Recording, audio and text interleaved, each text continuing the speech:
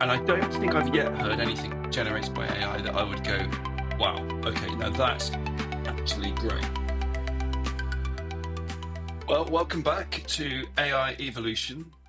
Today, we're going to be covering the emerging and interesting subject of AI and music. I think there's an awful lot for us to dig into here. I'm going to, full disclosure, this is a real passion, pet subject of mine, and I've spent many a year sort of producing music myself, so I've got a sort of keen interest in where this is all going. But before we do that, let's say hello to the guys. Ben and Dave are here, as usual, my usual Hello. partners in crime. Hello. How are you all doing, guys? Yeah, good. Yeah, good, thanks. What's been going on? What's been catching your eye in AI this week?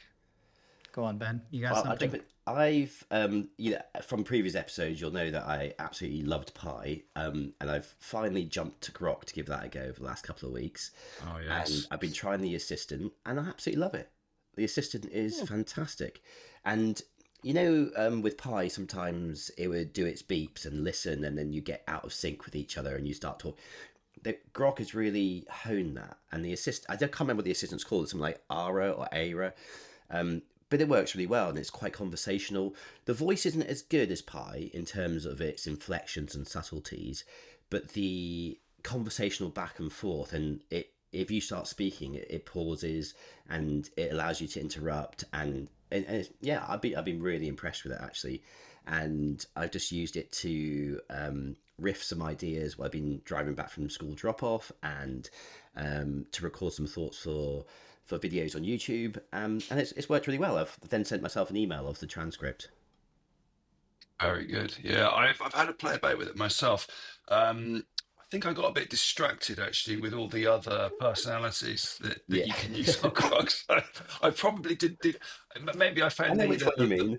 yeah, I think maybe the basic model then became a bit dull or something. I didn't quite go back to it. Um, the one I do go back to actually, because like you, I'm a big fan of Pi, and it's definitely difficult to use at the moment. Yeah, I find that I have to kind of try and use it 3 or 4 times before it actually works. So I sort of stopped using it. But the one I do end up going back to all the time is the OpenAI, voice assistant is very good. The advanced voice mode in particular, I find really, really good. And again, you're able to kind of talk to it. You can interrupt it.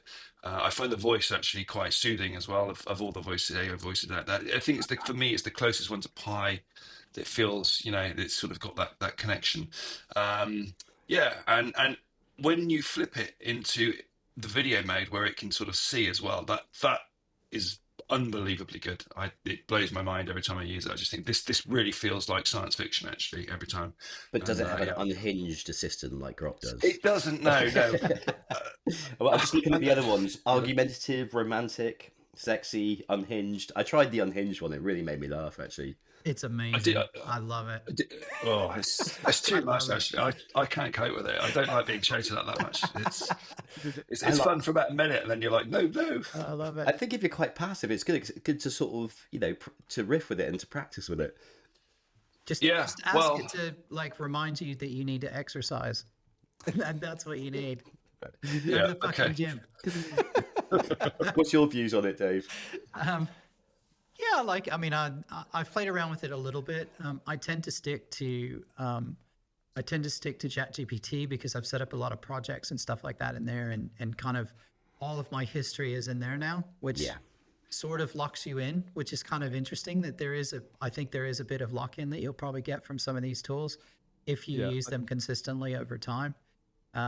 But yeah, I mean, there's so many to play with, and obviously, I've got the other podcast, and I'm talking to people and companies all the time, and yeah, the thing I wanted to bring up though today, just in my little newsy bit, is I saw an article yesterday or day before where in India, I think it was, there's been an entire newspaper has been produced by AI. well, Mm. So, and it's not like a new newspaper. It's like their regular newspaper have said, no, we're doubling down and we're using AI for everything. It writes our headlines, it helps us write our articles, it helps us do our research, it helps us do everything. They're like, this entire episode is all AI. And moving forward, they've basically adopted AI and embraced it to really help them, which I think we're going to see quite a lot.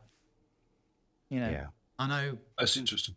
I know some of the broadcast channels like radio stations and things like that are now looking at AI to do things like read the weather and the traffic reports, because the voice is good enough. All you need to do is send it the text and it can actually do a perfectly adequate job, and probably, may sound better and make fewer mistakes than a presenter would if a live person was reading it. And if they didn't tell you, you wouldn't know.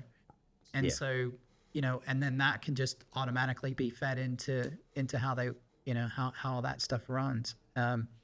So yeah, it's quite interesting. I'm quite keen to keep an eye on the journalism side as well, because I think there are a lot of interesting things that can happen there. I don't know if I mentioned it on one of the previous ones, but there was at the AI summit last year, there was a lady, I think from the Telegraph, and she did a presentation about how they tested AI in writing their, oh no, she was from Press Authority, I think. She was from PA. And how they used AI to write headlines, but that the editors liked the headlines better. And so it wasn't quite there yet. When she came off stage and she was over on the side, I caught up with her afterwards and I said, I'm curious, did you actually test the headlines in the real world versus the ones that the editors like to write? And she said, yeah, the AI headlines were better by 71%. Well, So okay. the data shows that people and readers actually like the AI headlines better, but the editors didn't like them, I think, because they felt that they needed to do it and that a human was better, when in actual fact, a human is not better.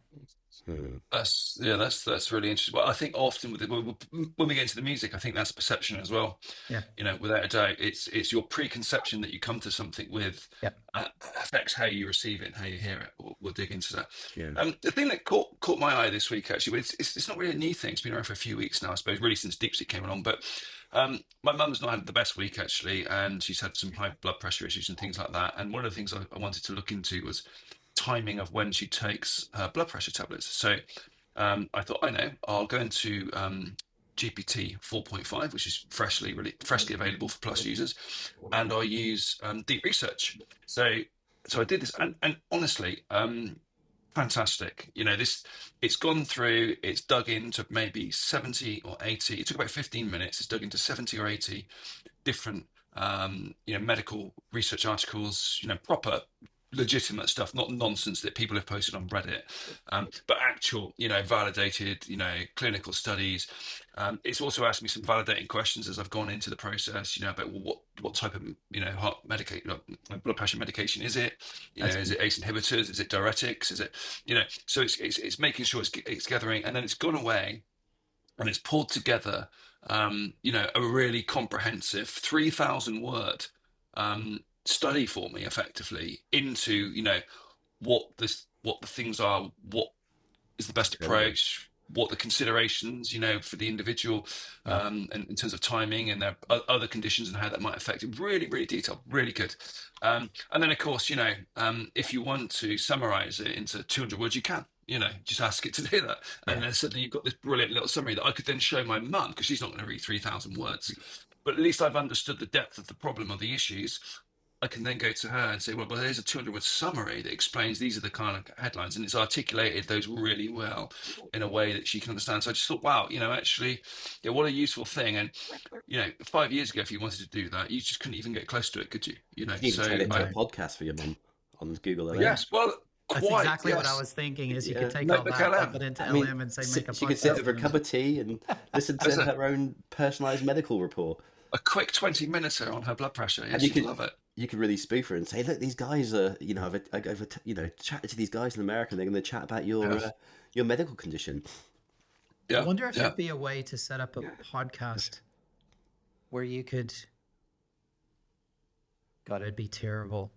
Personalize it. Sorry, yeah, personalized. So, yeah, sorry. Where I was getting to is you could go to a webpage and you could say, hey, I'd really like to hear a podcast about this thing. You just put it into the field and say go.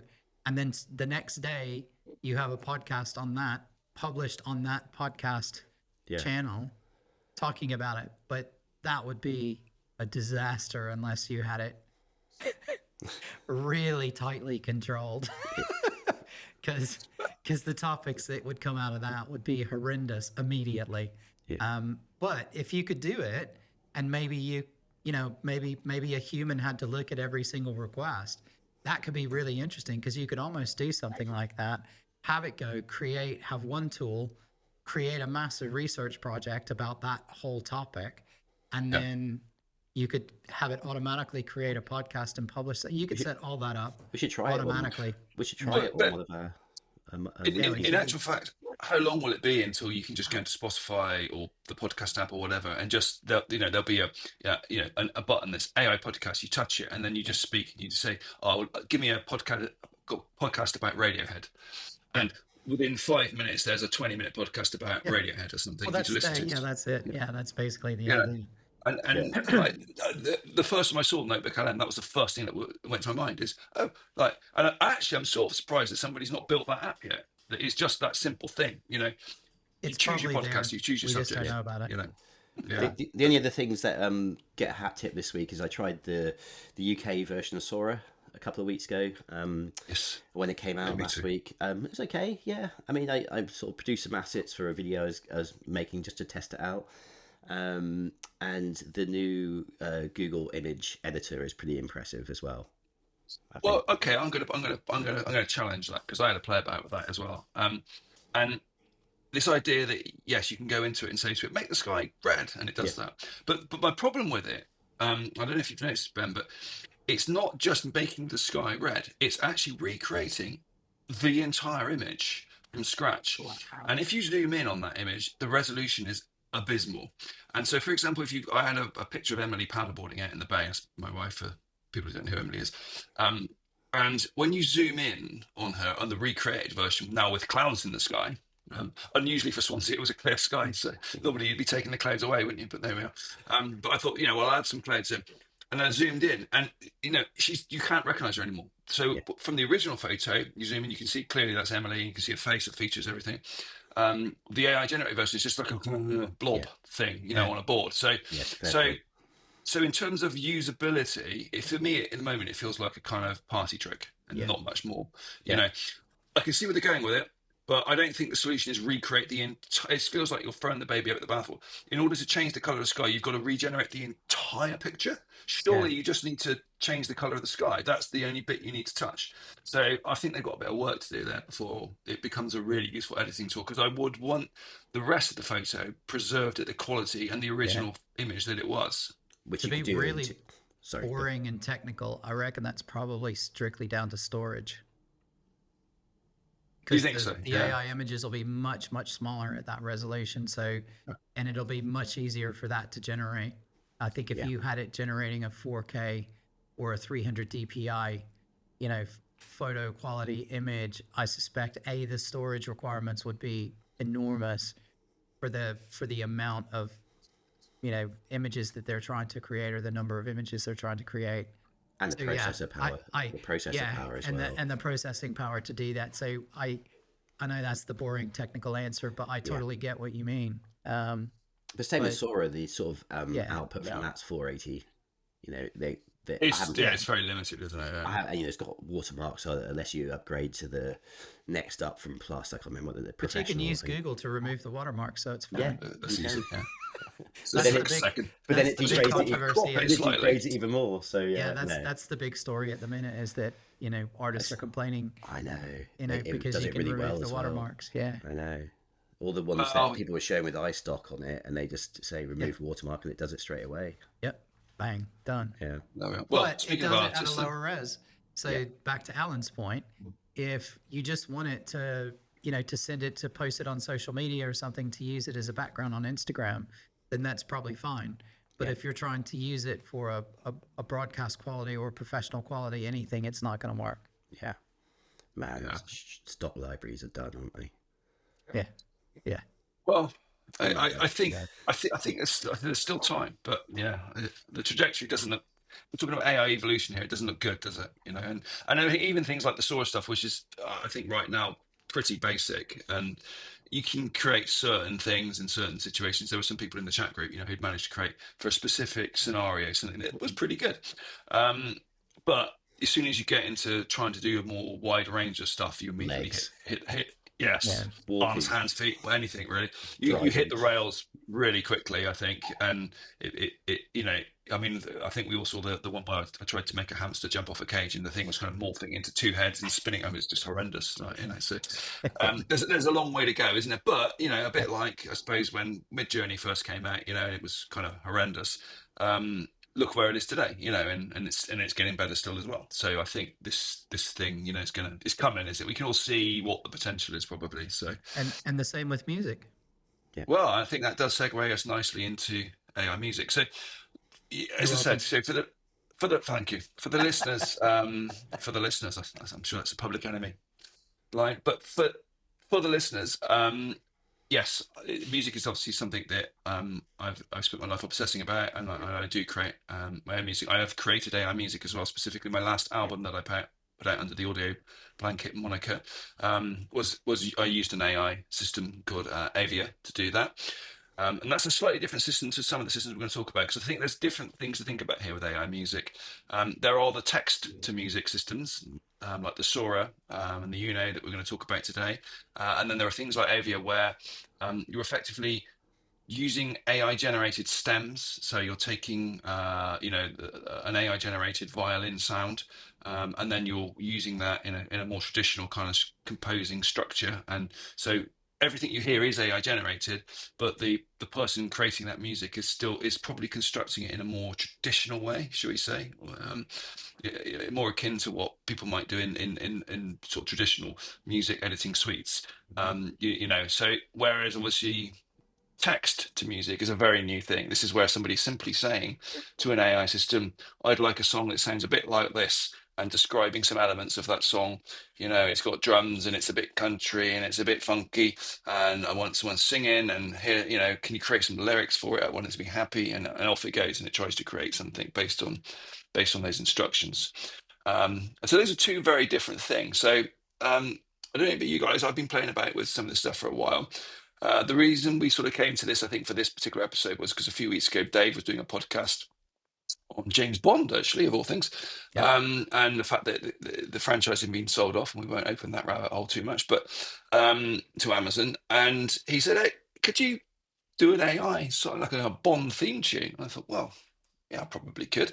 At that point, I had two options. I could either go to Avia and try and stress my brain and see if I could effectively compose using AI sounds a Bond theme tune. And I thought that's going to take me a long time and a lot of work, and I don't even know if I can do it actually, Yeah. because that's quite a thing to live up to. So I thought, well, I'll give Sora a go. Not Sora, Suno a go. They sound too similar, don't they? Sora, Suno, that's too much. Right. So I give Suno a go. And I have used Suno quite a bit as well. So this wasn't my first rodeo with Suno. And so I went into it, and first of all, I sort of went, well, create me a James Bond sounding theme tune, and it came out with something. I was like, that's not really what I'm looking for. So then I thought, well, maybe what I don't need to, saying James Bond isn't going to get me there. All right, that's not going to work. It doesn't quite grasp what it. So then I thought, well, what does a James Bond theme actually sound like? So then I started to describe what it should sound like, and it should be start quiet at the start. It should build. Should be string sections coming in. There should be a big crescendo.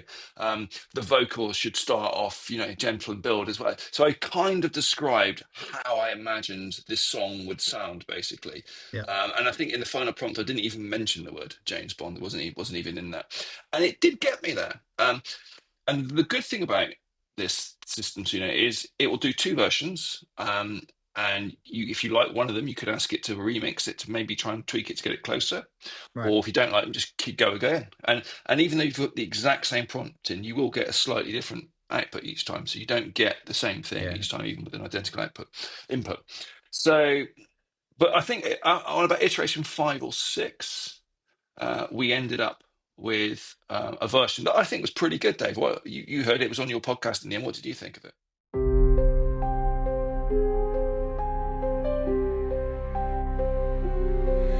When the night falls cold and the silence screams, a world of secrets, tears at the seams. Through the smoke and flame I walk alone, a fractured heart carved out of stone. The clock is ticking, the end is near, a whispered promise drowned in fear. But I'll rise again where the ashes lay, for the game I play won't fade away.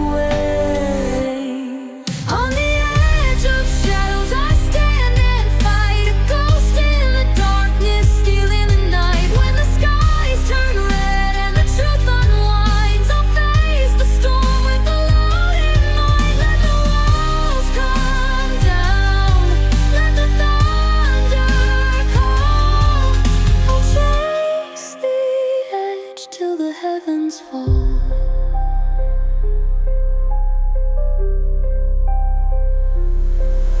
In a maze of lies, the stakes run high, a traitor's kiss beneath a crimson sky. Every step I take, the past ignites, a dance with death in the fading light. The gun is steady, the trigger's mine, a fleeting shadow lost in time. Through the chaos I'll carve my way, the hunter's vow won't break today. On the edge of shadows I stand and fight, a ghost in the darkness stealing the night. When the skies turn red and the truth unwinds, I'll face the storm with a loaded mind. Let the walls come down, let the thunder call. I'll chase the edge till the heavens fall. Hold your breath, the tide will turn. In the fire, the soul still burns. 1,000 scars, a single name. Through the ruin, I'll stake my claim. On the edge of shadows, I stand and fight, a ghost in the darkness, stealing the night. When the skies turn red and the truth unwinds, I'll face the storm with a loaded mind. Let the walls come down, let the thunder call. I'll chase the edge till the heavens fall.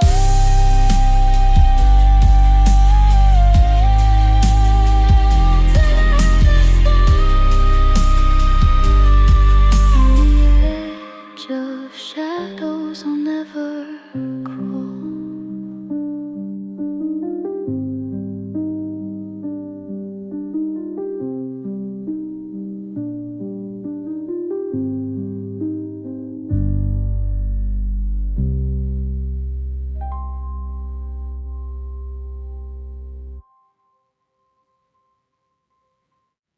Okay.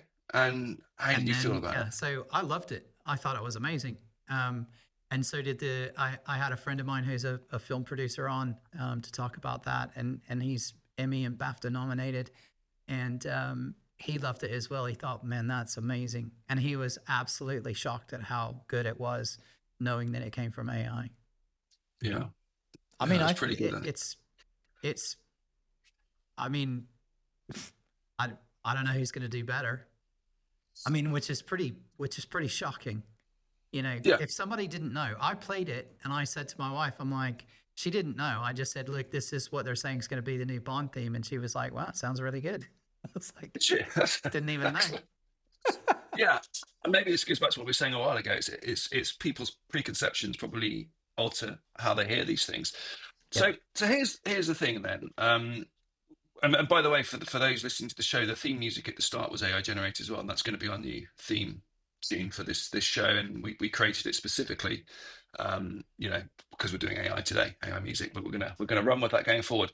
And actually, when I created that, I was trying to create something that sounded kind of computery, digitally. I was thinking binary basically in my mind. So when I described it to Suno, what am I trying to do here? I was talking about I want something that sounds like bytes and digits and binary and numbers flying, rushing past, and so so it had that kind of feel. And again, it was version 5. I think in the end was the one that I thought, yep, that's the one for me. But the other versions, which I think you guys all heard as well, were also pretty good. But here's the thing, right? It's pretty good. but is it great? And this is where I get stuck now with it. So I'm on the fence with AI music because I think on the one hand, yes, it can create something that's you know, as we said with the James Bond film, really good. And if you play it to somebody, they go, yeah, that's all right actually. But is it great? And I don't think I've yet heard anything generated by AI that I would go, wow, okay, now that's actually great. That's not just wallpaper music. That's not just another pop song. Yeah. That's Bob Dylan. That's Radiohead. That's the Beatles. That's and I think this is where we're getting a bit stuck at the moment with AI music. I've not seen a breakout hit around the globe anywhere. I've not heard anything that makes me sort of stop my tracks and think, well, that's it. Then we're done. Yeah. We might as well pack up and go home. There is the K-pop band, isn't there? Is it Eternity, which is totally all five, or I can't remember how many members are generated by AI. The five women, all the music's generated by AI, and the person that set up the band has a tech company to create music and bands. So it's not just music; they're creating a whole brand, a whole band, that you can interact with, and Yeah. that's been very successful. That's interesting. I think, Alan, there's a deeper question here, which is, what do people, at the minute, what are people using AI for, and why are they using it? And I think most of the people that I talk to sort of agree with this statement. I'll be interested to see how you feel about it. But the question isn't, is it great? The question is it better than I could make? And that's why people use it, because most people go to AI and on 95% of the things that they ask it, it gives a better answer than they could do themselves.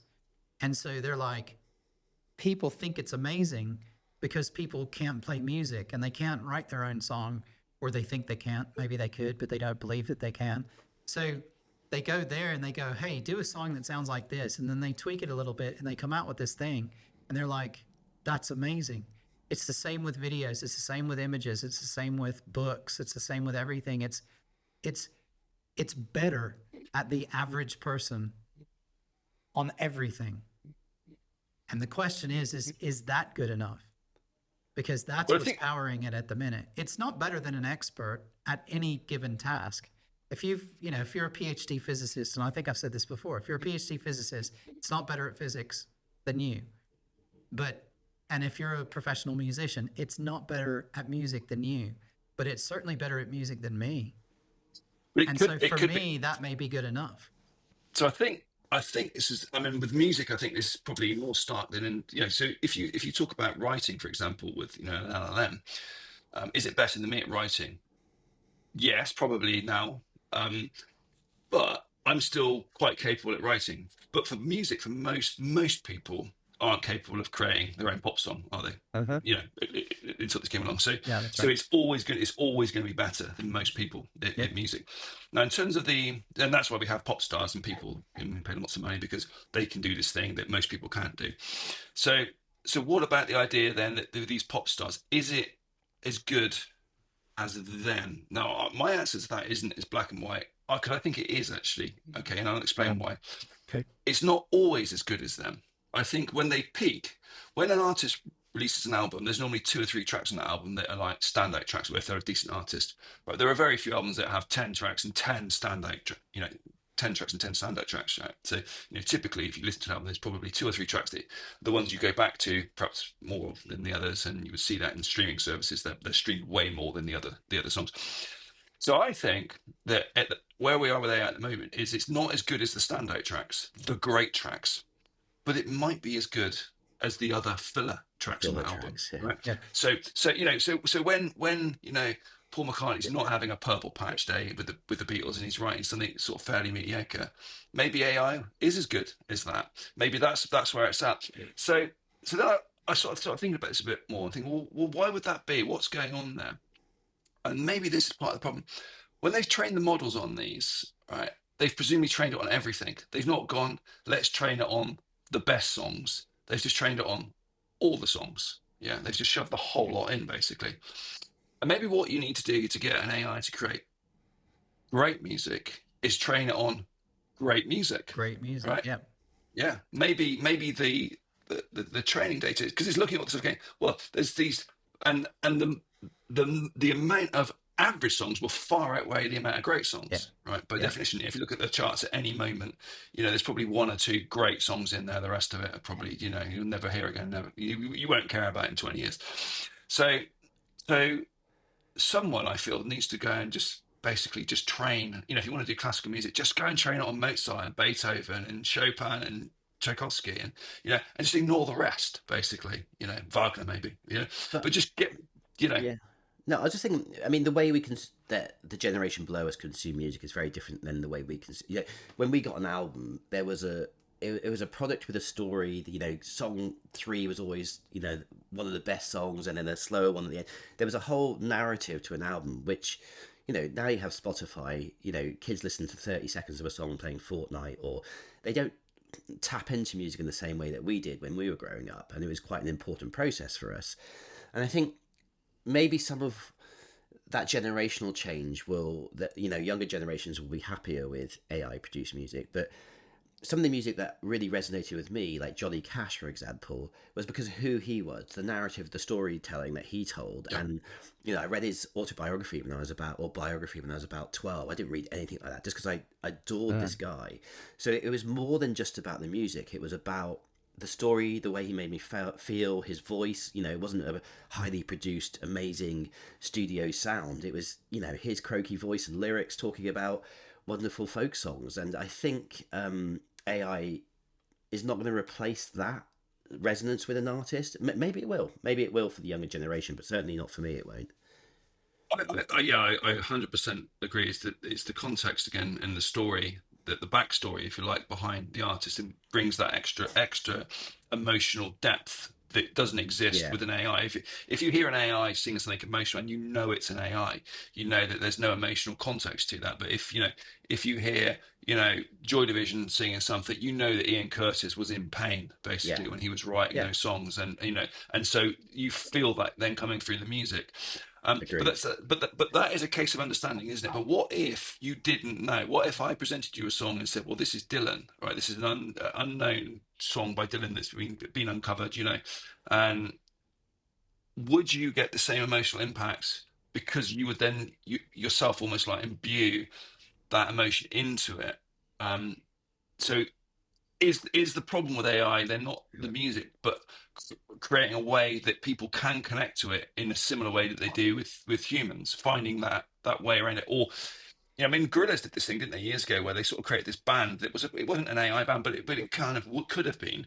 It was they never performed live on stage. Well, they did, but they were behind the screen. But what people went to the concert saw were these kind of anime sort of characters dancing around, but they did create a kind of story, an emotional story around those characters Well, for the band. The ABBA Yeah. thing is, Yeah.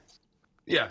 So I wonder if with AI then maybe part of the missing piece is how do you recreate that? And maybe that's not possible, at least not in the current world. I want to pick up on the point where you said about people listen to music differently as well, because I 100%.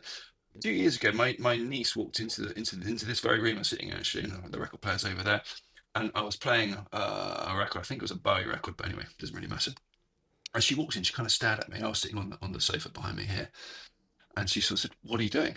I was like, well, "What do you mean? What am I doing?" And she went, "Well, you're just sitting there." I'm like, "I'm listening to the record." She sort of looked at me quizzically for about 5 to 10 seconds, kind of, "You're just listening to a record?" Yeah. And she couldn't sort of compute that, because in her mind, you don't do that. Like if music's on, it's because you're on your phone scrolling or you're doing something else. You wouldn't just listen to a record. So I think maybe we do connect in a different way, perhaps, to that music, because it isn't wallpaper for us. It isn't kind of a background theme tune to our lives. It's actually this is an activity. This is something meaningful, and I'm not just listening to the music. When I'm listening to that, I am thinking about Bowie. I am thinking about and I'm thinking about how that music affected me at different points in my life as well. There's my own personal connection to that music as well, isn't there? Because it's been there for decades as well. Yeah. I saw a post on Instagram earlier, actually this morning, and that's why I was looking down. I was actually looking to try and find it, because I was gonna see if I could read it, but I can't find it, but I will. Essentially, the point of it is the guy was talking about how today people aren't connected to things in the way they used to be. And it's exactly what you're saying. And the example he gave is he heard an interview by a woman who said, you know, she saw the Doors live, and, you know, she used to love the Doors and stuff until she realized it was just music. And he was like, what we used to do is we attached emotion and we attached all sorts of things to music, and going to a concert and seeing a band, and there was a feeling that went with it, and there was a moment that we kind of attached to that. And what we've lost is now it's just music. And people don't, not us, like, but the big us, society has lost that connection to things like that now. Like, you go to a concert and everybody's just there filming it on their phone. They're not actually watching it.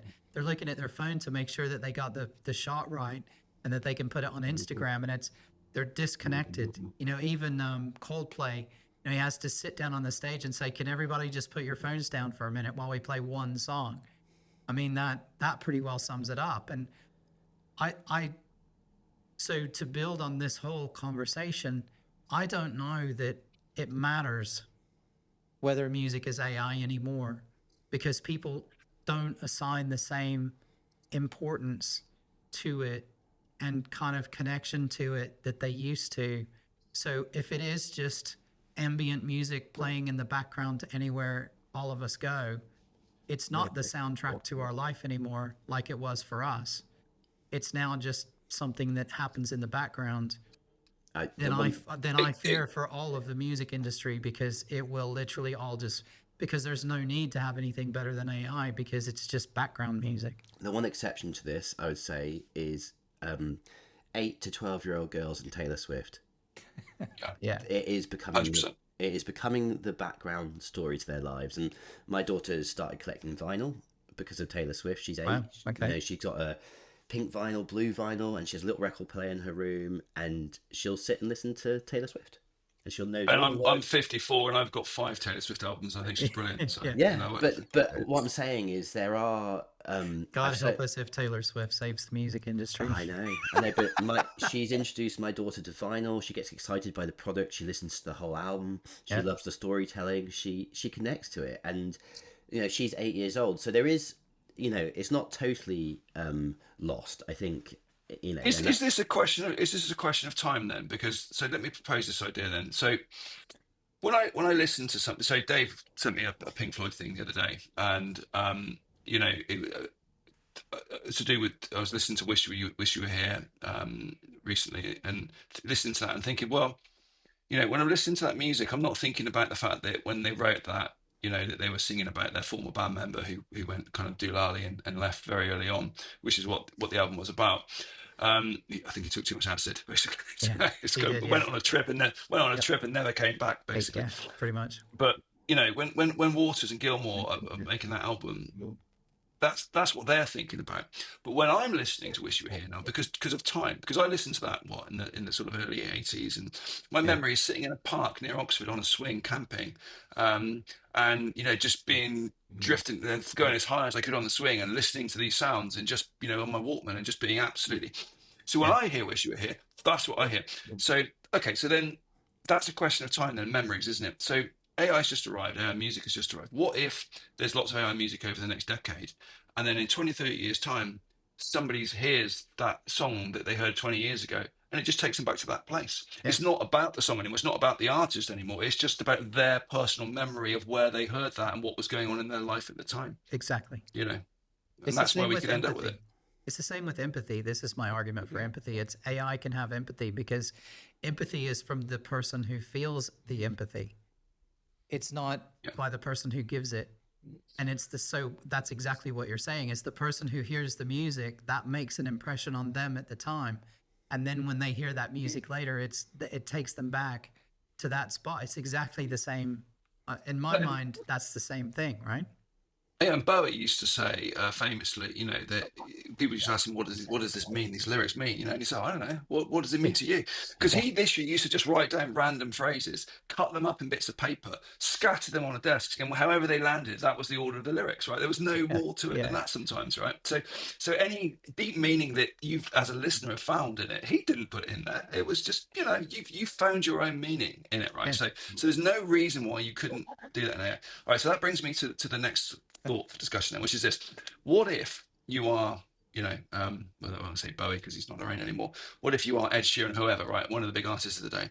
What if you are working on that album? What if you are 6 tracks into that album and you're struggling on track 7? You've written 2 verses, you can't quite get the final verse sorted. What if you went to Chat GPT and said, "Here's the first 2 verses. Write me a third verse, please," and it writes it for Yeah. you? Are you going to tell anyone? No, And also, think, everybody's doing that already anyway. We had yeah. Tom Morley, who was the drummer for Scritti Politti, on my podcast, and I've also talked to Daniel Bedingfield on my show as well.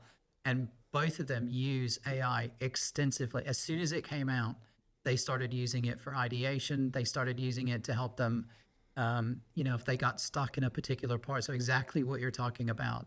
I think all of the artists are probably using But they're it. open about it. Yeah, and they're open about it. I mean, Daniel Bedingfield talked about it on stage at the AI Summit last year and said, you know, he uses it. He'll just be sitting around the house and he'll go, I wonder what like drum and bass and Bhangra together would sound like. And he just goes and asks AI to create some samples, and the AI goes and creates it, and he goes, yeah, that sounds cool. I'm going to work on that. And then he goes off and does his thing, but he uses it for the creativity and to do all of that. And I imagine film, you know, Ben, we're going to do the same thing when we're working on videos and film. It's, you know, you can start to pull together trailers for stuff, you know, very, very early sort of sizzle reel trailer type stuff that would have taken hours before. If you can just get it right, you can feed it in, and if you can get the vision of what you want, that saves days, weeks worth of work. And for the artists, they get the credibility, don't they? Because no one really knows, right? Exactly. You know, we don't know if Ed wrote those lyrics in the end, then do we? Have you guys Do I seen Fake care? Drake? I don't care. Yes, Fake fake Drake. Drake. I've I seen mean, he fake got, Drake. Yeah. he got millions and millions of listens, absolute millions, until he was taken down. Yeah. And there's AI Oasis as well, which I listened to before this, and it, you know, some people are raving about it, but I thought it sounded pretty naff, to be honest, compared to the sort of rawness of the Gallaghers. But there are AI versions of bands out there already. Well, they were just copying the Beatles anyway, so you know. Well, and what they did with the Beatles is they've created tracks with the younger sounding voices. Yeah. You know, and Yes. Well, then and now, is it the Beatles track that came out? That was they did exactly that, didn't they? So I guess at some point, you know, there's going to be an artist that licenses their voice to AI and makes money off it, and when that happens, there'll be a lot of people following suit, I think. What about going the whole hog and just doing an entire track, but not releasing it? So imagine you're Ed Sheeran and you go, I can't come up with a final song for the album. Yeah. It doesn't need to be the greatest song ever because I've already got written the 3 great ones, but I need a filler for the album. Would they go to? I'm not saying specifically Ed Sheeran because maybe he wouldn't, but would an artist go to Suno, type something in, get a song, go, actually, that does sound a bit like me. I'll go and actually now just record that myself. They're doing it. They're doing that already. Yeah. They're doing that already with music. And that Tom Morley, the drummer guy that I had on, he's also an artist. He has a fine arts degree from university, actually, and he was not a musician to start off with.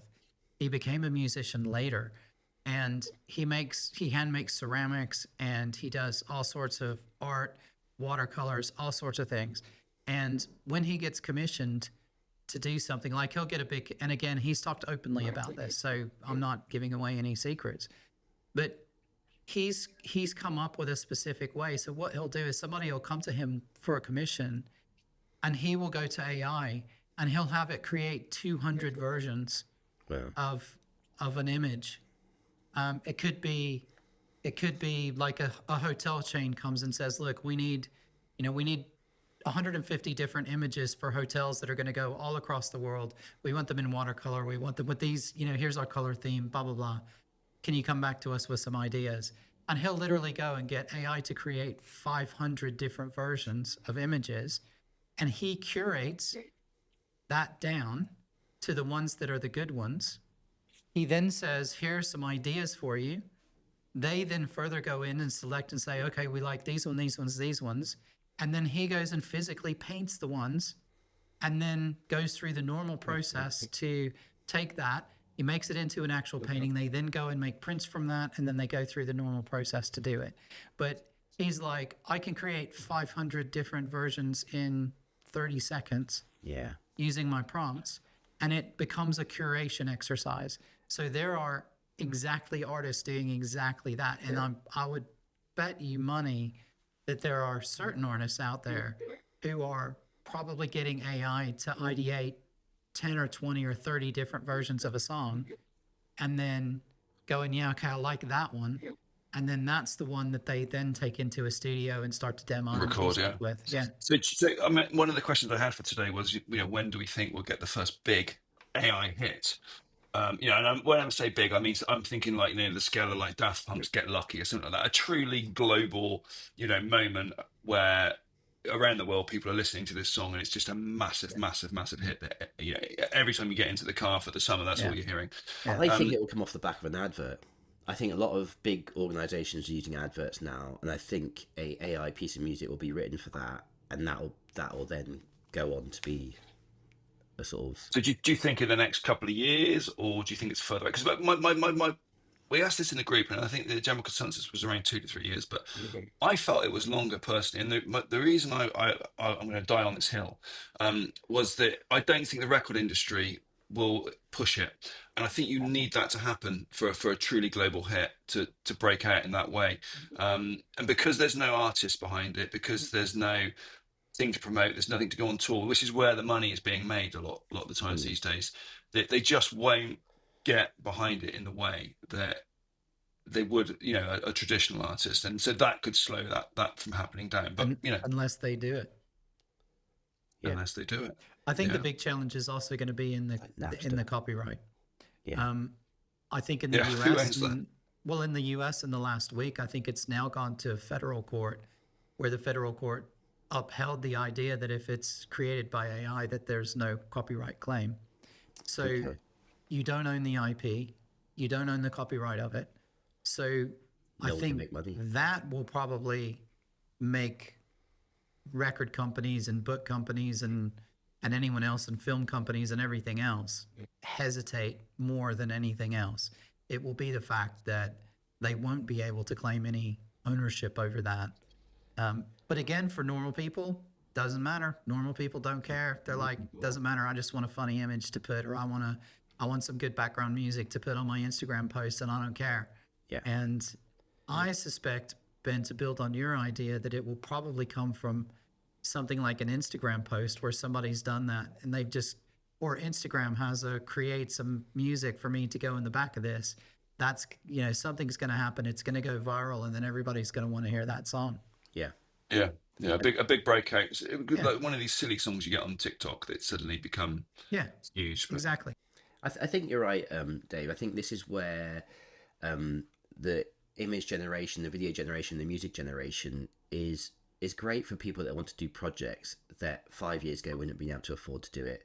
So I think back maybe 10 years when we used to hire a musician and a composer for a big, set of DVDs or a course, and we'd probably spend a couple of £1,000 getting him to produce a Vivaldi-esque piece of music where it, rises, and you'd have a dramatic montage of people shots, and and we did that a lot, and those are still much better than the stock music we download or the AI music. I mean, I go back to some of that stuff and think, even though it was a few £1,000s, it was still quite low budget relatively compared to bigger projects. The quality of that is amazing and emotive, and it went to what we were editing, and we were able to go back and say, actually, the edit slightly, craft it. And now, I can't remember the last time a client said to us, we've got £500 for music, or we got £1,000 for music, what can you do? It's like we've got $50 from Premium Beat. It's a race to the bottom. And and some of that stuff is great though. We subscribe to various music sites, and you get stems and beds, and get short of it, and you can still do a little bit of crafting. It's not the same. It's not the same as having a composer, but for corporate work or some of the jobs that we do that are seen by 200, 300, 400 people or internal, it's more than good enough. And I think there is a bit of a race to the bottom, but it also allows people at home who wouldn't have done some of this creative stuff in the past to access, as you say, that middle ground of reasonably good quality stuff, good assets, good music, good templates, and be able to produce something quite slick. It's definitely democratizing stuff, isn't it? And same with photography, with the image stuff. I mean, one thing I have noticed with the music generation is there are certain types of music that it seems to do quite well, and others that it sort of struggles with quite a bit, or just doesn't do very well. So the example I'll give you is like with hip hop rap music, it seems to be really good at that. Like I can produce on Suno stuff that, I think, well, if you got Stormzy to record that, it would be absolutely killer, without a doubt. It's really good. And even actually the vocal performances on Suno are, I think, terrific. You can get stuff that really sounds like Eminem or whatever you're going for, yeah. But you try and do sort of prog rock, and it's just like, oh my gosh, like, this is so cringy, it's so awful. It's so little of it to be trained on. Yeah, it's just like Spinal Tap or something. It's like, oh my god, this is so embarrassing. And country music, it's certain genres. Yeah, it's just.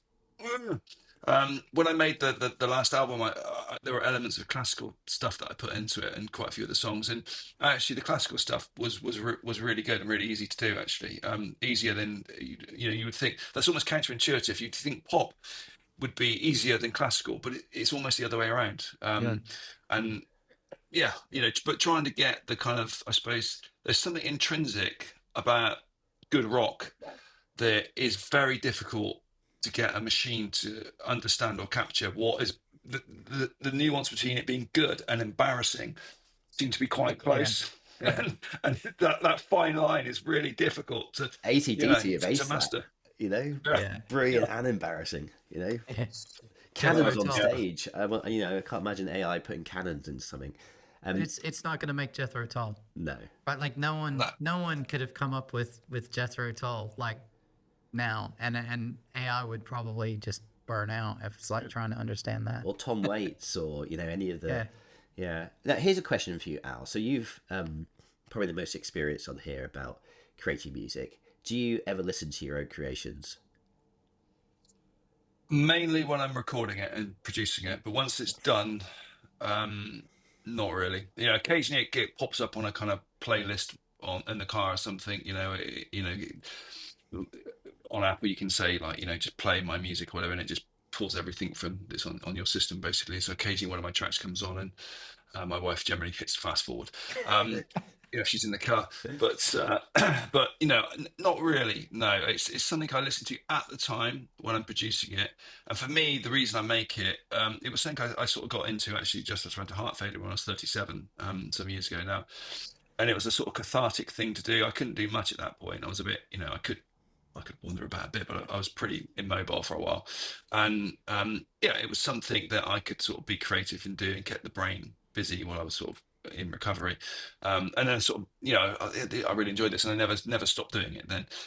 But for me, making music is about the process of doing it, and actually, I suppose in the end, AI has kind of killed that a bit for me now, because I've not made an album for 2.5 years now, and if you think about that, that pretty much lines up with the arrival of AI, and part of the reason for that now is it's too easy, and basically I could now produce something in Suno which is probably better than anything I could have ever produced using my other methods before, in a few seconds that would have taken me a few weeks.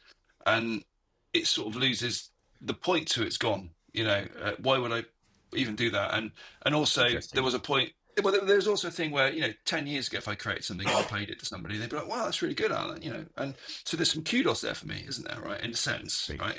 Being honest about it. Right.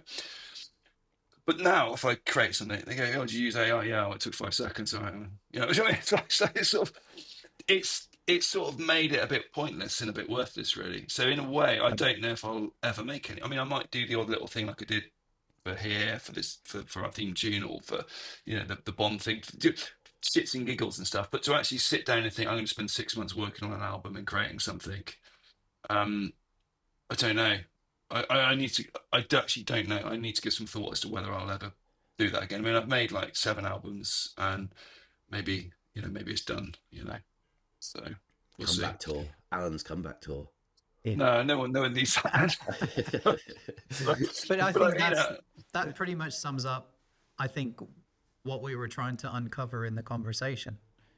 I mean, that you will not be the only person who feels like that, right? And you will not be the only person who, starts to look at it and is quite I mean, that's quite sad in a way. It is. And a bit depressing. It you know is, what I mean? yeah. Not like sad in the truest sense of the word. Like, because you had something that you were doing, AI's come in, it's like, it can probably do it better. And what it's taken away is your desire to continue to do the thing that you like to do. And that's the saddest part of it. And I think that's a really interesting insight, first of all. And I think that's what maybe you've expressed it in a way that I haven't heard anyone else express it. But that's what's happening all over the place. It's the same in film. It's the same in art. It's the same in photography. It's any of the creative type industries for sure. But it's also more than that. It's like because it becomes easy, everybody just like, well, what's the point of writing a research paper now? Because you can just get AI to do it. Well, the point of writing the research paper is the study and the research that you need to do to physically write the stuff. And that's how you learn. But that's now kind of become just like, it's a moot point. Like, you don't even need to do that. So that's going to be one of the unintended consequences I think we're going to see 20, 30 years down the road, is that's what's really going to eat away at society. And we're going to see that a lot, aren't we? I think with, in literature and other areas. I mean, when AI eventually spews out The Great Gatsby, then what? Then what do you do if you're a writer? If you can put a prompt in and it's going to write The Great Gatsby, okay, you haven't got the S. Scott Fitzgerald's backstory of all the toil and personal torment that he was going through, but for the average reader, they're probably not even aware of that anyway. They're just reading the story. So, and for the music, the listener, who listens to a song that I can create in 15 seconds now using Suno, their experience of that isn't any different if they listen to the stuff I did 10 years ago. Exactly. It's just the music. But for me, the personal journey and the highs and lows and the experience of creating it and the frustrations and then the successes and that being happy or unsatisfied, that's what it was about. And that's gone. It's just gone, completely gone. So it's sad. It is sad, and I'm obviously a huge AI advocate. I wouldn't be doing this shit if I wasn't. But there are definitely effects to that, and that for me, it's sort of I'm on pause. I'm not saying never, but at the moment for me, it's kind of like I can see the point. Yeah, I agree. There's a sadness to that in a way. Yeah. And I think one of the big problems is it takes quite a long time to get good at something. It takes a long time to get good at drawing or painting or music creation. And I think for me, for example, drawing, I'm not talented at drawing, but I really like doing it. If I was going to sort of retire and spend, 10, 15 years or however long I had to learn to draw, I'd still probably be quite average at the end of that. And I think it's that sort of area where you feel quite disenfranchised to do something, where you're not going to be amazing at something, you're not going to be great at, but there is still a value in learning to do something and to struggle and to. So I think we might have to re-evaluate how we approach some of those things. It's not necessarily about the output all the time. Obviously, you want to get better, but there is a journey in hard work and getting better at something for yourself as well. Yeah, I think you're actually right. Look, if I was Tom York from Radiohead, right, I wouldn't be going, oh, that's it, then I'm going to give up, right? Because incredible talent, right? But I'm not an incredible talent. I'm an average music producer, right? So what we started at the start, is AI is very good at doing the average stuff. It can create the filler tracks. I create the filler tracks, right? And so it can do that with ease. If I'm Tom York, I'm going to think, well, whatever, but I'm just going to carry on doing what I'm doing because there's still value, because that's at another level, and AI hasn't got there yet. Yeah. But what if it did one day? Yeah. Then what? I don't know. But like It I was will. saying earlier, I still think we resonate with people's creativity, people's story, people's live performance, Yeah. the journey we've been on with them. Sitting through Kid A and thinking, "Oh, will I get this one day?" No, probably not. There's, I don't. You probably could say to AI, produce something as esoteric as this, but you've been on that journey with Radiohead all those years, so that's still going to be there, I think. Okay, so Radiohead have always bent the rules and the boundaries, and they were the first band, I think, to do an internet release album, weren't they? And all that kind of stuff. So they've embraced technology. So what if Tom's currently in the studio doing something with AI, and they come out and they release an album, and they say this was all AI generated, actually, right? We've been involved, but it's AI generated, but it's Radiohead, and we're going to perform this live. We're going to play it. You can come and watch us do it, but it's AI generated. What if they do it Does and that don't does tell that you? does that work? Well, okay, but so if they don't tell you, you won't know, presumably. So then it's just Radiohead. But But they if they tell you do later. tell you, Let's say well, they okay, go and do a whole tour. and then And the tell whole you, trick yeah. to it is that they come out with a new album, they go and do the tour, everybody loves it, they play Glastonbury, they're playing the new songs, all the stuff, and then after all that's done and they've done the big thing on it, they come out and they go, actually that whole thing was AI generated. All we did was we just learned how to play the music that AI We were generated, and performers. we took that and we did the performance. Kid Would you AI. feel differently about it? I mean, Maybe it's hard. It's hard to say without listening to it, isn't it? Obviously, the album would be called Kid AI. Sorry, bad Yeah. joke. yeah. But, Well, there you go. No, that's it. Yeah. No, you want to It's a good absolutely, question. It's a good question, Dave. And I think it's hard to say, isn't it? Because I've been fans of bands over a 20, 30-year period, and there's definitely patches where albums come out and just think, oh, I can't be bothered with that. U2 is a prime example.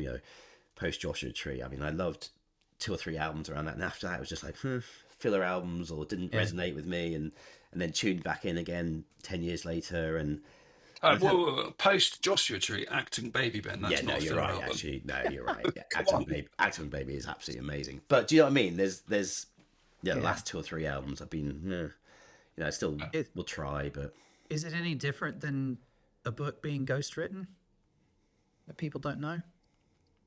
yeah, I don't understand the process with ghostwriting. I know for some of these autobiographies and certainly high volume sales stuff, but how many like fictional novels are totally ghostwritten and someone just puts their name to it? Don't know. Yeah, I don't know. And I guess I'm assigning qualities to some of this. Whether someone, Jordan releases her autobiography versus Dostoevsky. I'm not sure at what level.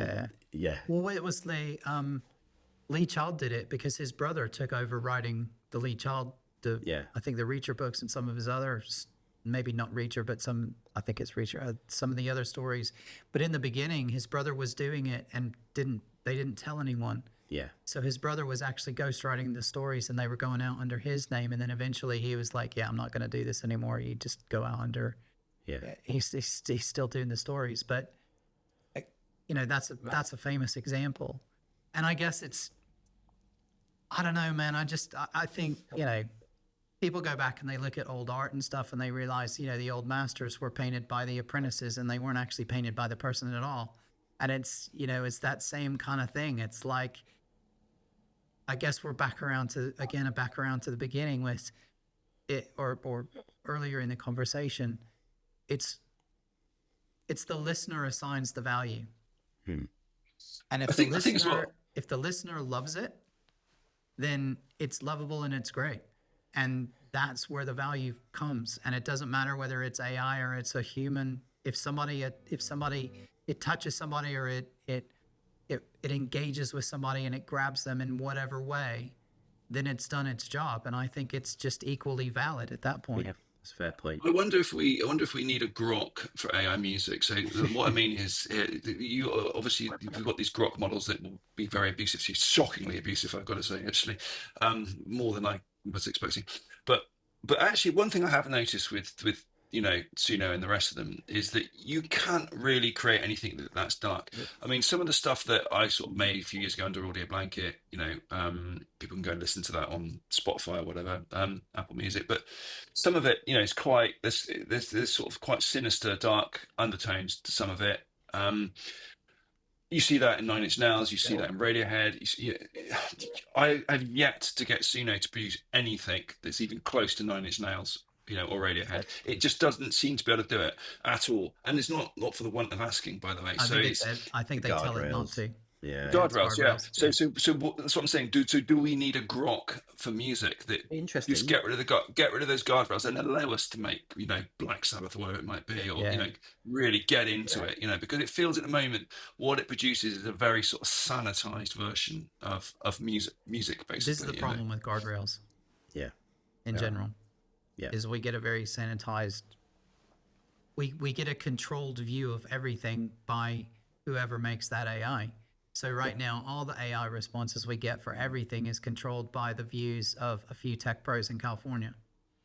And if I'm Tom York, I want to go to Google or whoever and say, give me the version without the guardrails. Let me play about with that. And they may be out there. We just don't know. Yeah.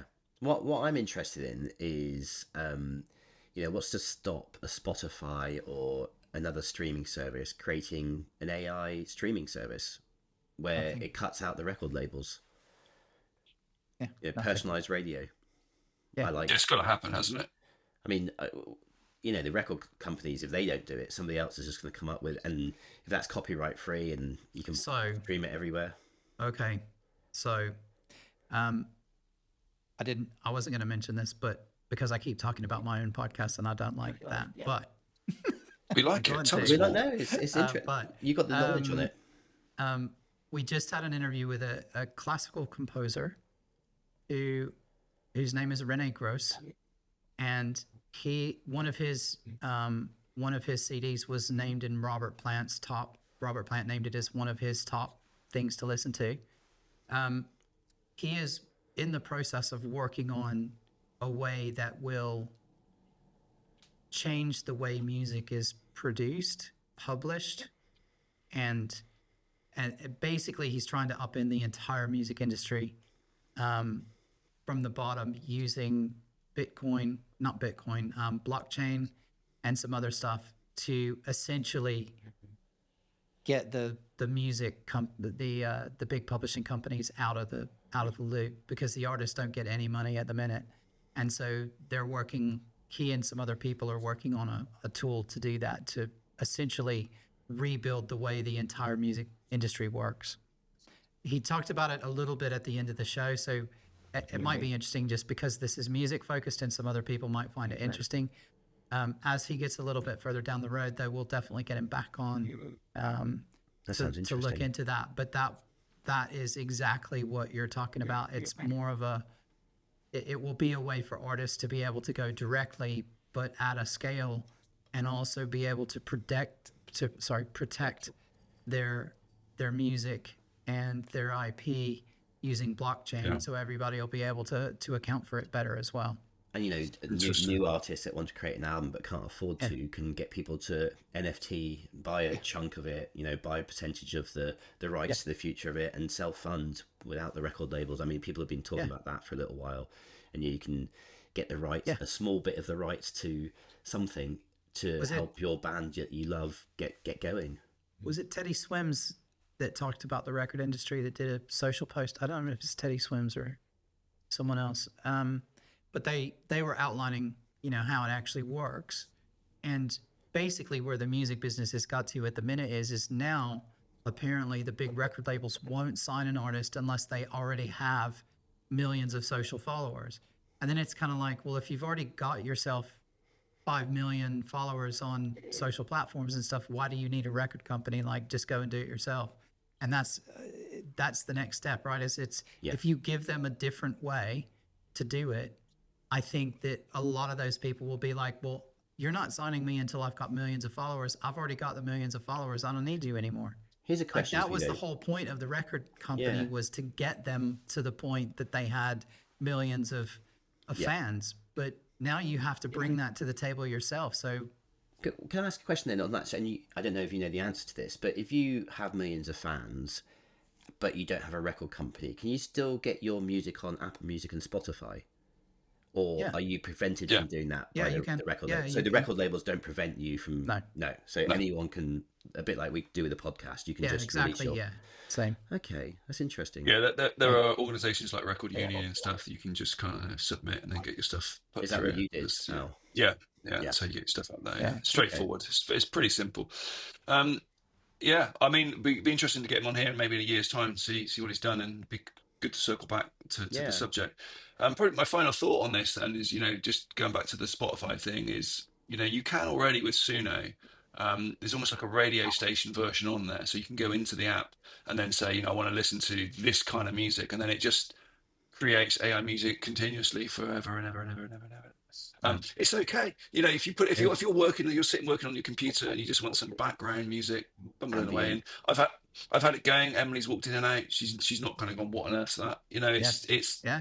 if you heard it on the radio, you wouldn't bat an eyelid. It's just there. Yeah. There's people making 30, 40 grand a month on YouTube by just having a sort of lo-fi channels. You've probably seen them, but it's just that lo-fi music that just plays like that they're doing it. I'm listening to it now. It's on in my office. It's what I have listen on to all day. all the time. Yeah. Lo-fi beats, lo-fi. exactly, Just, have it on all You know, the and time. you can get around all the we used to see those stickers on pubs, that the music rights people, live performance or whatever. Yeah. But if you're just PRS. playing AI music, there's no rights, right? So, Exactly. you can just Yeah, we used to That's get true, called in right? the office in Brixton all the time by PRS saying, "Do you have a license to play music?" And we're like, "We don't play music. We're just editing all day with headphones on." Well, yeah, but if you play the radio, you need a. So yeah, just get around that with lo-fi beats. I used to work for the newspaper licensing agency, and they used to call up and strong arm people and say, "Do you ever make a copy of anything in the newspaper?"